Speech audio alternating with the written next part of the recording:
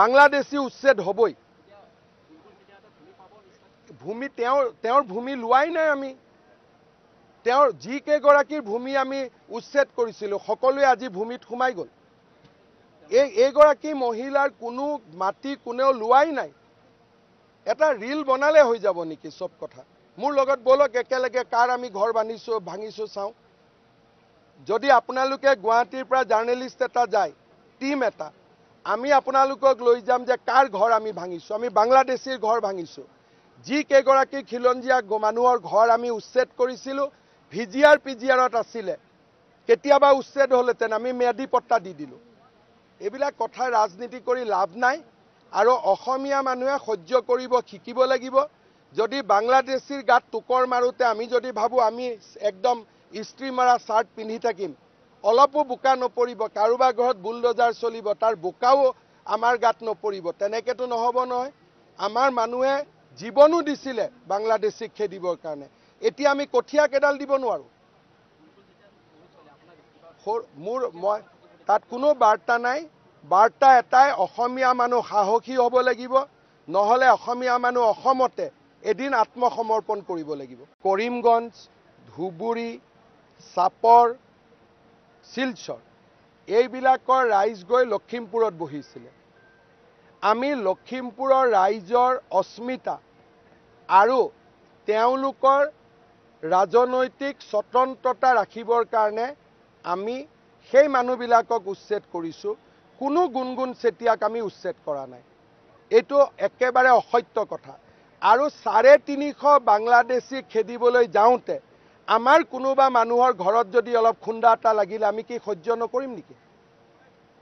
যদি আমাৰ কাৰো গাতে অসম আন্দোলনত বিদেশী খেদিবৰ কাৰণে 855 জন শ্বহীদ হৈছিল, এতিয়া যদি অসমীয়াই ভাবে যে 500 বাংলাদেশীক উৎখাত কৰক, কাষত মোৰ ঘৰটো আছে, সামান্য খুন্দা এটাও নালাগিব, তেনেকৈ জাতিটো বাচিব নেকি? তাতে কি হ'ল? কঠীয়াখিনি গ'ল, আকৌ লগাই দিলেই হ'লহেঁতেন ৰাতিপুৱা। তাক লৈতো ৰাজনীতি হ'ব পাৰে নেকি? নাই, ৰাজনীতি কোনে কৰিছে? যোনে এই মহিলাগৰাকীৰ নামত বাংলাদেশীখিনিক সংৰক্ষণ দিব খোজে।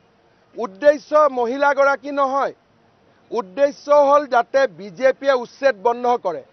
কিন্তু বিজেপিয়ে কালিও চাপৰত কৰিব, পৰহিও গোৱালপাৰাত কৰিব। কোনেও বিজেপিক ৰাখিব নোৱাৰে। বাংলাদেশী উচ্ছেদ হ'বই। ভূমি তেওঁৰ ভূমি লোৱাই নাই আমি। তেওঁৰ যিকেইগৰাকীৰ ভূমি আমি উচ্ছেদ কৰিছিলোঁ সকলোৱে আজি ভূমিত সোমাই গ'ল।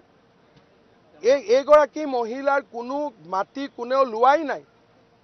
এটা ৰীল বনালে হৈ যাব নেকি চব কথা? মোৰ লগত বলক একেলগে কাৰ আমি ঘৰ ভাঙিছোঁ চাওঁ। যদি আপোনালোকে গুৱাহাটীৰ পৰা জাৰ্নেলিষ্ট এটা যায়, টিম এটা, আমি আপোনালোকক লৈ যাম যে কাৰ ঘৰ আমি ভাঙিছোঁ। আমি বাংলাদেশীৰ ঘৰ ভাঙিছোঁ। যিকেইগৰাকী খিলঞ্জীয়া মানুহৰ ঘৰ আমি উচ্ছেদ কৰিছিলোঁ, ভিজিআৰ পিজিআৰত আছিলে, কেতিয়াবা উচ্ছেদ হ'লহেঁতেন, আমি ম্যাদী পট্টা দি দিলোঁ। এইবিলাক কথা ৰাজনীতি কৰি লাভ নাই। আৰু অসমীয়া মানুহে সহ্য কৰিব শিকিব লাগিব। যদি বাংলাদেশীৰ গাত টুকৰ মাৰোতে আমি যদি ভাবোঁ আমি একদম ইস্ত্ৰি মাৰা চাৰ্ট পিন্ধি থাকিম, অলপো বোকা নপৰিব, কাৰোবাৰ ঘৰত বুলডোজাৰ চলিব, তাৰ বোকাও আমাৰ গাত নপৰিব, তেনেকেতো নহ'ব নহয়। আমাৰ মানুহে জীৱনো দিছিলে বাংলাদেশীক খেদিবৰ কাৰণে। এতিয়া আমি কঠীয়া কেইডাল দিব নোৱাৰোঁ।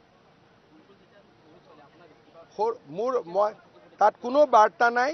বাৰ্তা এটাই, অসমীয়া মানুহ সাহসী হ'ব লাগিব, নহ'লে অসমীয়া মানুহ অসমতে এদিন আত্মসমৰ্পণ কৰিব লাগিব।